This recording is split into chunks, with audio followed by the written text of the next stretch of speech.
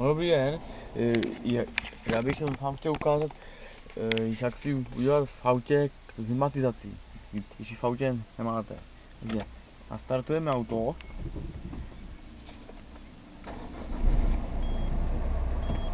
Pustíme si volný stupeň větrák.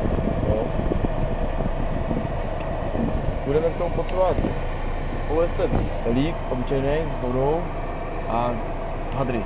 Jo. Hadry. Pustíme.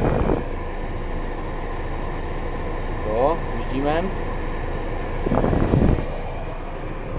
Dáme